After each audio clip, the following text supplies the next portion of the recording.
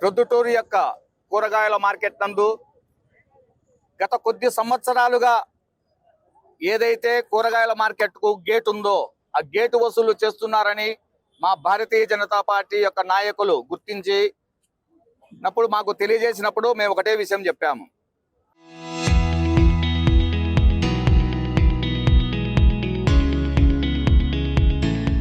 గత ప్రభుత్వంలో నాయకులు, అధికారులు మరి మున్సిపల్ సంబంధించిన సిబ్బంది అవినీతికి అలవాటు పడిపోయి ఉన్నారు. వాళ్ళు ఇంకా మార్చుకోని పద్ధతులలో ఇంకా కొనసాగిస్తున్నారు కాబట్టి వసూళ్లు ఒకసారి మీరు అక్కడ పర్యవేక్షించి మున్సిపల్ కమిషనర్కు తెలియజేసేసి వాళ్ళ యొక్క తప్పును సరిదిద్దుకోమని ఒకసారి తెలియజేయమని చెప్పాము. దాని ప్రకారంగా మా ప్రధాన కార్యదర్శి అయినటువంటి ప్రదీప్ రెడ్డి గారు ఒకసారి పోయి మున్సిపల్ కమిషనర్తో కలిసి రిప్రజెంటేషన్ ఇచ్చేసి ఇక్కడ ఏదైతే అక్రమంగా వసూలు జరుగుతున్నాయో టెండర్ లేకుండా ఎవరైతే కూరగాయల మార్కెట్కు బీదా బిక్కి సాధారణ జనం ఇక్కడికి వచ్చి కొనుగోలు చేస్తున్నారో కూరగాయలన్నింటినీ వాళ్ళ దగ్గర నుంచి టోల్ మరియు ఇక్కడ పార్కింగ్ సంబంధించిన వసూలు చేస్తున్నారు. ఇది పూర్తిగా అక్రమము. ఏదైతే గత ప్రభుత్వంలో వైసీపీ ప్రభుత్వంలో అవినీతి వేల నూలు కొనిపోయిద్దో దాన్ని డబుల్ ఇంజన్ సర్కార్ అయినటువంటి ఎన్డీఏ కూటమి సహించదు. దీనికి కొనసాగింపుగా మేము భారతీయ జనతా పార్టీ అయినటువంటి మేము ఎక్కడే కానీ రాష్ట్రంలోనే కాదు దేశంలో కూడా ఎక్కడా అవినీతికి చోటు లేకుండా చేస్తామని మేము ప్రజలకు వాగ్దానం చేశాము.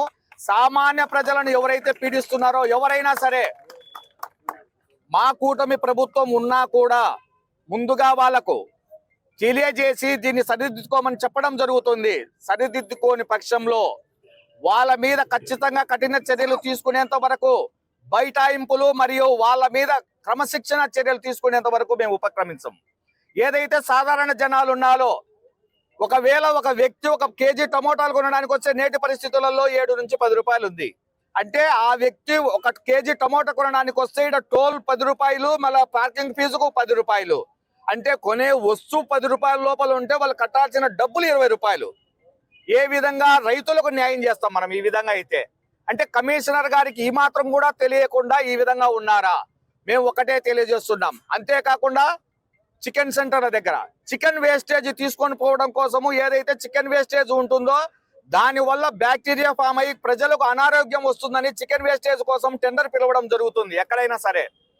అటువంటి టెండర్ సిస్టమ్ అనేది ఏమీ లేకుండా ప్రైవేట్ వ్యక్తులతో వసూలు కొనసాగిస్తూ అంటే ఒక్కొక్క షాపు నుంచి 50 రూపాయల చొప్పున నెలకు వారానికి 350 రూపాయలు, నెలకు 1500 రూపాయలు, దాదాపు 350 నుంచి 400 షాపులు ఉన్నాయి.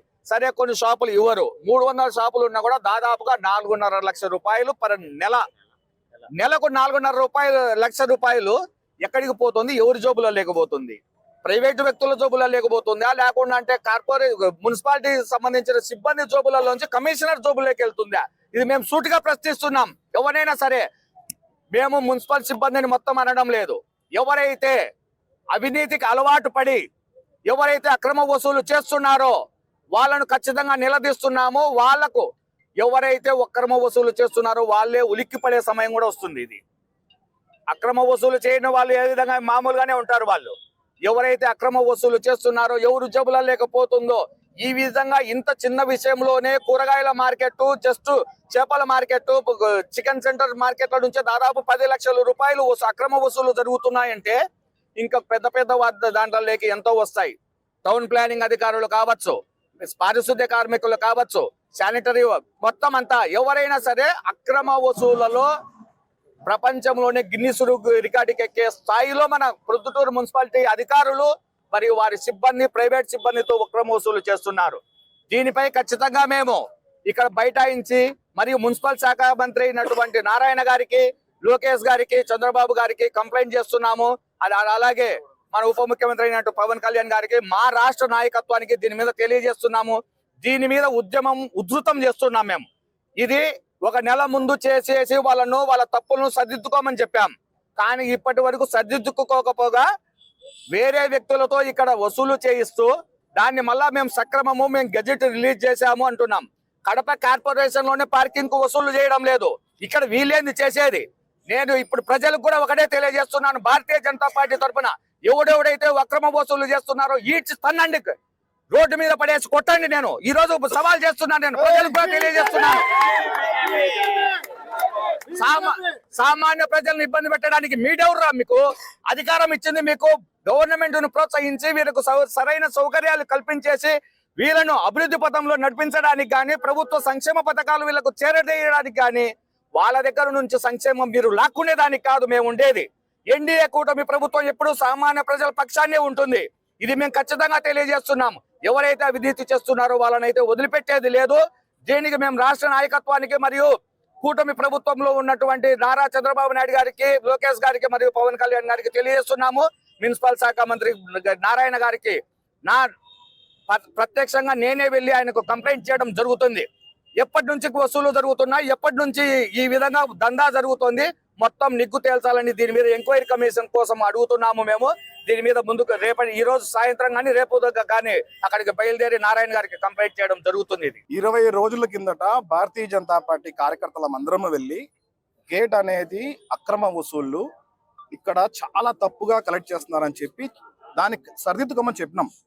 చెప్పిన తర్వాత ఇదే టికెట్లు చూసి ఈ టికెట్లు అన్ని కూడా నా పేరు మీద ముద్రించినారు, చాలా తప్పు, ఇది చేయకూడదు, మేము వెంటనే ఒక 3-4 రోజుల్లోనే మేము చర్య తీసుకుంటాము అని మాకు కథలు చెప్పినారు. అంటే ఒక పార్టీకే మీరు కథలు చెప్పి పంపించినారు అంటే మీరు ప్రజలకు ఎన్ని సంవత్సరాల నుంచి మీరు కథలు చెప్పడం మొదలుపెట్టినారు? భయం లేదు.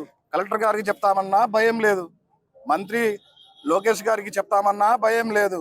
అంటే మీరు భయం లేకుండా విచ్చలవిడిగా డబ్బులు ఉన్నాయనే మదం ఎక్కిపోయిందా ఏంది? అసలు ఎన్డీఏ కూటమిలో భాగస్థులమైన మేము వచ్చి మీకు విన్నవించుకుంటే మీరు మాకు రెస్పెక్ట్ ఇవ్వాలి కదా, కొద్ది గొప్ప. మేమేం అడగలేదు. ఇక్కడ తీసేయండి, అన్యాయంగా రాబట్టే 10 రూపాయలు ప్రజల దగ్గర నుంచి రాబట్టే 10 రూపాయలు తీసేయండి అన్న విషయాన్ని అస్సలు ఇంకా మేము వచ్చిన తర్వాత డబల్ కలెక్ట్ చేస్తున్నారంట ఉత్సాహంతో. ఎందుకంటే పార్టీ వాళ్ళు వచ్చిపోయినారు కదా, ఏం ప్రాబ్లం ఏం లేదు కాబట్టి హ్యాపీగా కలెక్ట్ చేసుకోవచ్చు అని చెప్పి డబుల్ ఉత్సాహంతో డబ్బులు కలెక్ట్ చేస్తున్నారు. ఇక్కడ ప్రజలకందరికీ విజ్ఞప్తి చేస్తున్నామన్నా, ఇది మోసం. ఇక్కడ ఎవరు మీరు డబ్బులు కట్టాల్సిన అవసరమే లేదు, ఏ గెజెట్ లేదు, అదంతా అన్యాయము, ఫ్రాడ్. డబ్బులకు అలవాటు పడ్డారు. చికెన్ షాపుల దగ్గరికి వెళ్తున్నాం. ఇప్పుడు చికెన్ షాప్ లో కూడా పాపం అమాయకమైన చికెన్ షాప్ వాళ్ళని కూడా భయపెట్టి రవి అనే ఒక వ్యక్తి అక్కడికి వెళ్ళి కలెక్ట్ చేస్తాడు, భయపెట్టిస్తాడు. ఎవరి పేరు మీద? మున్సిపల్ కమిషనర్ల పేర్ల మీద. అంటే మున్సిపల్ కమిషనర్ అనేవాడు ఒక రౌడీనా, లేకపోతే మనకు సేవ చేయడానికి ఉన్నారా? ఆయన సేవ చేయడానికి మున్సిపాలిటీ అనేది ఉంటది. మున్సిపల్ కమిషనర్ గారు ఆ సేవ చేసే మందిరంలో ఆయన దేవుళ్ళగా భావిస్తారు అందరూ. అట్లాంటి వ్యక్తే కరప్ట్ అయిపోతే ఎవరికి చెప్పుకోవాలి? పోయి చెప్పినాము, అన్ని గురించి చెప్పినాం, అన్ని సెట్ చేస్తామంటాడు. ఆయన సెట్ చేసుకుంటానే ఉన్నాడు.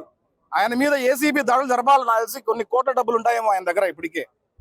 దయచేసి ప్రజలకు అందరికీ చెప్తున్నాం, చికెన్ షాప్ వాళ్ళకి కానీ మన కూరగాయల మార్కెట్ వచ్చే వాళ్ళకి కానీ దయచేసి డబ్బులు కట్టకండి అన్న. మీ డబ్బులంతా కూడా వృధా.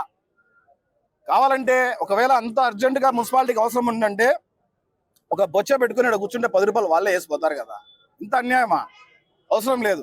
ఇంకా మరొకటి కూడా చెప్తున్నాము, రిజిస్టర్ ఆఫీసులలో కూడా, రిజిస్టర్ ఆఫీస్ కానీ, ఎలక్ట్రికల్ డిపార్ట్మెంట్, కరెంటు మీటర్ల కోసం సంబంధించి కానీ, లేకపోతే ఆర్టీఓ ఆఫీస్లో కానీ, ఇట్లాంటి అన్ని చోట్ల కూడా భారతీయ జనతా పార్టీ ఇక మీదట కూడా పోరాటం సాగిస్తుంది. మేము ఇక్కడ ఎన్డీఏ గవర్నమెంట్ లో భాగం ఉన్నంత వరకు కూడా ప్రొద్దుటూరులో అక్రమ వసూల్లో తావే ఇవ్వం. అన్ని గవర్నమెంట్ ఆఫీసులు కూడా పర్ఫెక్ట్ గా రన్ చేయాలనేదే మా ఉద్దేశం. ధన్యవాదాలన్న. Local to global news at your fingertips. మీ చేతిలో ఒక ఆయుధం. డౌన్లోడ్ రా TV app. Media legend Ravi Prakash is back.